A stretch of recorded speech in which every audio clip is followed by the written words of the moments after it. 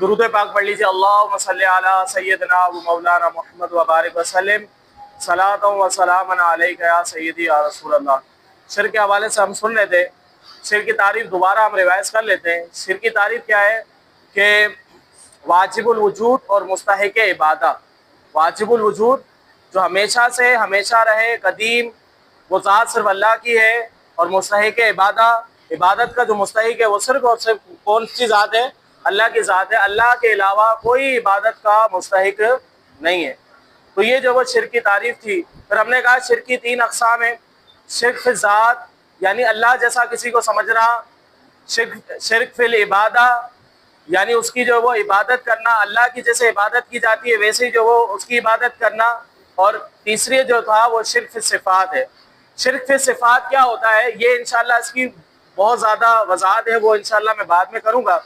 شرک فی ذات تو بڑا آسان چیز ہے کہ اللہ جیسا جو معاذ اللہ کسی کو سمجھنا، تو پھر یہ جو وہ کیا کہلاتا ہے؟ شرک فی ذات کہلاتا ہے۔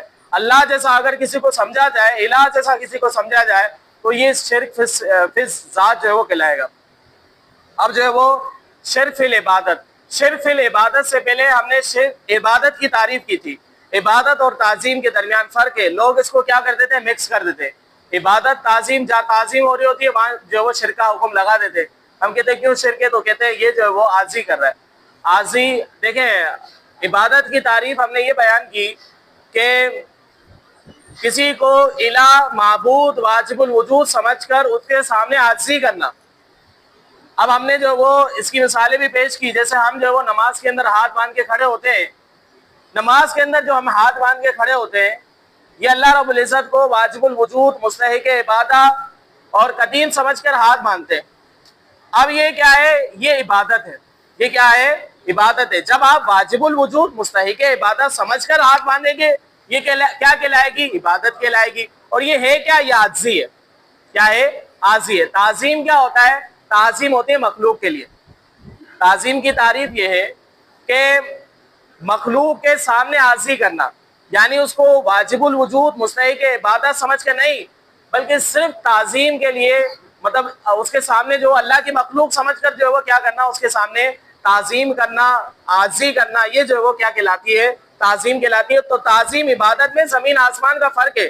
اب جیسے ہم جو ہے وہ استاد کے سامنے ہاتھ باندھیں، یا جو ہے وہ والدین کے سامنے ہاتھ باندھ کے کھڑے ہوں، یا رسول کریم علیہ السلام کے روزے کے سامنے ہاتھ باندھ کے کھڑے ہوں، یا درود و سلام میں ہاتھ باندھ کے کھڑے ہوئے ہوتے ہیں، تو ہم جو ہاتھ باندھ کے کھڑے ہوتے ہیں یہ عاجزی تو ہے، لیکن ان کو واجب الوجود نہیں سمجھا جاتا، مستحق عبادہ نہیں سمجھا جاتا، بلکہ یہ جو ہم ہاتھ باندھتے ہیں یہ اللہ کی مخلوق سمجھ کر، نبی کریم صلی اللہ علیہ وسلم سے بہتر اللہ کی مخلوق کون ہوگی؟ تو بہرحال حضور نبی کریم صلی اللہ علیہ وسلم کی عاجزی کے لیے ہم جو ہے وہ اس طرح کرتے ہیں، تو یہ کہلاتی ہے تعظیم۔ پھر ہم نے اس کی دوسری مثالیں بھی پڑھی۔ آج ایک اور مثال ہم سمجھ لیتے ہیں۔ شرک فی العبادت کی مثالوں میں ہم نے قیام والی مثال جو آپ کے سامنے پیش کی، اس کے علاوہ جو رکوع سے جب سیدھا کھڑا ہوتے ہیں قوما میں، اس کی بھی میں نے آپ کو مثال جو پیش کی۔ اور اسی طرح جو ہے وہ اب جو تیسری مثال میں پیش کرنے جا رہا ہوں وہ ہے جیسے تشہد کی حالت میں۔ اب میں جو آپ کے سامنے اس طرح بیٹھا ہوں، نماز میں بھی ہم اس طرح بیٹھتے ہیں۔ نماز میں جب اس طرح بیٹھتے ہیں تو نماز کے اندر جو وہ ہر مسلمان کا یہ اعتقاد ہے کہ جب وہ اتحیات کی حالت میں بیٹھا ہے وہ اللہ رب العزت کو واجب الوجود، مستحق عبادت سمجھ کر بیٹھا ہے۔ اللہ کی سمجھ لیں کہ یہ عاجزی کے طور پر اللہ رب العزت کے سامنے عاجزی کے طور پر اس طرح جو بیٹھا ہے۔ اب میں جیسے آپ لوگوں کے سامنے بھی ایسے ہی بیٹھا ہوں، تو یہ کیا شرک کہلائے گا؟ نہیں، شرک نہیں کہلائے گا، بلکہ میں جو آپ لوگوں کے سامنے بیٹھا ہوں یہ تو آپ لوگوں کو اللہ کی مخلوق سمجھ کے بیٹھا ہوں کہ آپ اللہ کے نیک بندے ہیں، آپ کے سامنے 2 زانو بیٹھا ہوں، تو یہ تو ثواب کا کام ہے۔ مخلوق سمجھ کر بیٹھا ہوں، تو مخلوق سمجھ کر بیٹھنا اور اسی طرح جو واجب الوجود، مستحق عبادت سمجھ کر بیٹھنا، اس میں زمین آسمان کا فرق ہے۔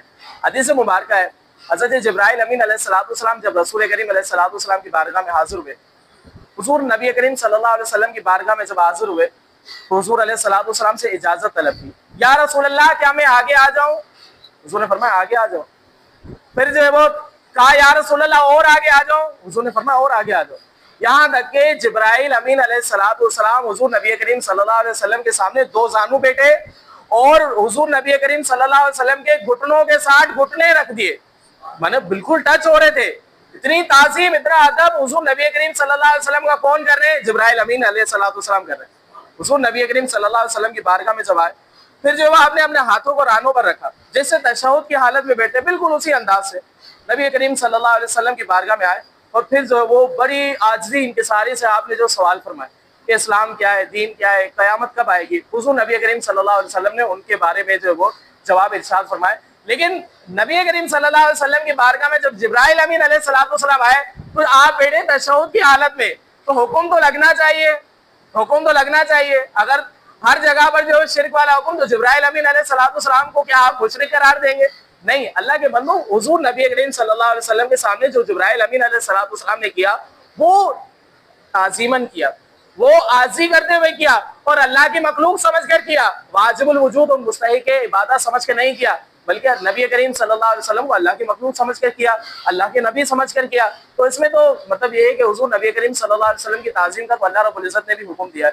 تو شرک فی العبادت آپ کو سمجھ میں آ گیا، واضح ہو گیا. شرک فی العبادت کے اندر جو ہم نے مثالیں پڑھی، اس طرح کی دیگر بہت ساری مثالیں. اب جو مثلا مزارات کو چومنے سے ہم منع کرتے ہیں، اعلیٰ حضرت رحمۃ اللہ تعالی علیہ نے مزار پر جانے کا طریقہ ارشاد فرمایا کہ مزار سے جو وہ 4 فٹ کے قریب جو بندہ دور کھڑا ہو اور جو قرآن پاک آتا ہے تھوڑا قرآن پاک پڑھ کر جو وہ جو صاحب قبر ہے اس کو جو احصال ثواب کرے، یعنی جو آپ نے پڑھا اس پر جو آپ کو ثواب ملے گا وہ آپ جو بزرگ کی بارگاہ میں پیش کرے. صحیح ہے، ثواب دیا اللہ نے، بزرگ نہیں دیتا بھائی، اللہ ہی ثواب دیتا ہے. نیک عمل کرتے ہیں ثواب اللہ دیتا ہے. وہ ثواب جو آپ نے جو بزرگ کی بارگاہ میں پیش کر دیا اور پھر ان کے وسیلے سے دعا کی، یا اللہ یہ نیک بندہ ہے، یہ نیک بندہ ہے، اس کے وسیلے سے یہ کیونکہ مقبول تیرا بندہ ہے، اس کے وسیلے سے ہماری دعائیں قبول فرما. تو یہ طریقہ اعلیٰ حضرت رحمۃ اللہ تعالی علیہ اور یہ وسیلہ ہے اہل سنت کے نزدیک، وسیلہ یہ جو ہے وہ درست طریقہ ہے. اب کچھ لوگ جا کر جو چوم بھی لیتے ہیں، ہم منع بھی کرتے ہیں تو چوم لیتے ہیں. اب کیا کریں؟ اعلیٰ حضرت رحمۃ اللہ تعالی علیہ تو منع فرمایا ہے، لیکن کچھ لوگ جو ہے وہ اس قدر جو ہے وہ ظلم کر دیتے ہیں کہ جیسے کسی نے چوری کی تو اس کا سر ہی کاٹ دیتے، کہتے ہیں کہ اس کو دنیا میں رہنے کا حق ہی نہیں. حالانکہ شریعت مطہرہ میں چوری کرنے والے کا جو چوری ثابت ہو جائے بڑی سخت جو وہ شرائط ہے، کتنی مقدار میں بڑا تو اس کے ہاتھ کاٹے جاتے، وہ بھی ایک ہاتھ کاٹا جاتا ہے. یہ لوگ کیا کرتے تھے؟ گردن ہی کاٹ دیتے. ایسا حکم نہیں لگانا چاہیے. اب جو چوم رہا ہے ہم تو منع کریں گے کہ بھائی نہ چومو، لیکن یہ کہ اگر کوئی چوم رہا ہے تو وہ مشرک ہو جائے گا. مشرک نہیں ہوگا، مشرک نہیں ہوگا. پہلی بات تو یہ کہ چوما اس کو جاتا ہے کہ جو مخلوق ہو. سب سے واضح دلیل ہی یہی ہے.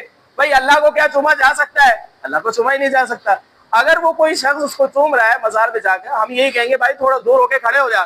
لیکن اگر پھر بھی کوئی جا کے چوم لیتا ہے تو ہم اسے منع کریں گے، لیکن مشرک نہیں ہوگا وہ بندہ، کیونکہ وہ بندہ جو وہ اس مزار کو مخلوق سمجھ کے آیا ہے، خدا سمجھ کے نہیں آیا. بھائی خدا کی کوئی مزار ہوتی ہے معاذ اللہ؟ اللہ کی مزار تھوڑی ہوتی ہے معاذ اللہ. بھائی جو ولی کے پاس آیا ہے تو اس کو واجب الوجود تو یہ مانتا ہی نہیں، واجب الوجود تو یہ مانتا ہی نہیں، بلکہ یہ مطلب اس کے نزدیک یہ ثابت ہے کہ ان کا وصال ہوا ہے.